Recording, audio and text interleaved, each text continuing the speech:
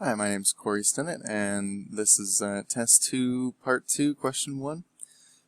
For this one, we're supposed to take a quadratic equation, function, 2x squared minus 12x plus 13, and we're supposed to graph the parabola that it forms.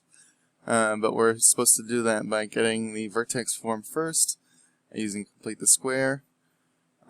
So in order to do that, what we're going to do is factor 2 out of the x values here. This is a major mistake that I made. I ended up factoring 2 out of everything. So I ended up with a 13 over 2, which made all of the rest of my calculations wrong. So when you're doing this, you can do it this way and factor out the 2 from 2x squared minus 12x, which would leave us with x squared minus 6x, 2 times x squared minus 6x plus 13. So then we're going to complete the square, and the equation for that is b over 2a squared. In this case, it's a is 1, so we have negative 6 over 2 squared, which would be 9, because negative 6 over 2 is negative 3 squared is 9. So then to plug that back in, we'll put it here, the 9, that completes the square here. But then to keep it at 0, basically, we have to subtract the same amount that we're adding. And that amount is 2 times 9. And this part is also kind of tricky here. So it's not just 9 that we're adding back to the equation to make it 0, but 2 times 9. And then subtracting that. So that's how we get this here. We can simplify x squared minus 6x plus 9 to x minus 3 squared. And then our equation reduces down to 2x minus 3 squared minus 5, and that is in vertex form. This parabola, or this graph, it would open upwards because of the positive leading coefficient. The vertex is hk, where a function of x is a times x minus h squared plus k. So in this case, h is 3, not negative 3. Because there's already a negative here. It's just 3. And then k is negative 5, because this is a positive. So we would actually be subtracting 5 here. Okay.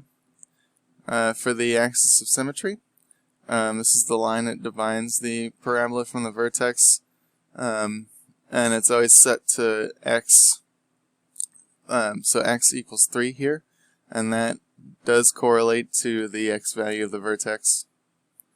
For the x-intercepts, we set the function equal to 0, and we solve for that by adding 5, dividing by 2, taking the square root of both sides. We get x minus 3 equals square root of 5 over 2. So x can equal 3 plus or minus square root of 5 over 2. On the x-intercepts, I'm sorry I ran out of space here. It's 3 plus square root of 5 over 2, 0, and 3 minus square root of 5 over 2, 0. And then we'll use a graphing calculator to determine exactly the number, or kind of what the number is.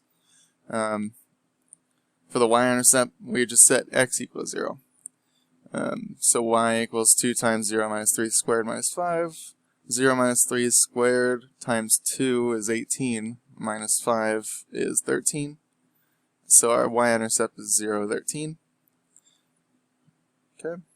And then moving on to the actual graph.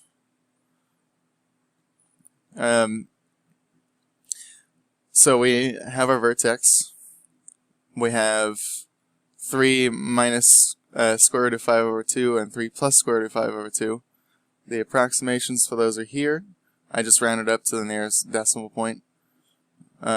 So we kind of know it's between 1 and 2, and 4 and 5 are where the x-intercepts are. So we can kind of just approximate those points on the graph. And then we know our y-intercept is 0, 13. Our axis of symmetry here, split down the middle, is x equals 3. And then to find one more point off to the right here, which is best practice, you should plug in a number greater than what you've already done. So for here we have 4.6. So we should go at least 5 or higher, and I went with 5. Plug in 5 for x into the vertex equation, and we end up with y equals 3. So 5, 3 is another coordinate on the graph, and that's right there. And then we can just graph the whole thing. Mine's a really messy parabola, sorry about that, but essentially it's just a parabola that opens upwards and hits these points. Okay, and that about covers it. If you have any questions, please feel free to let me know. Thank you very much.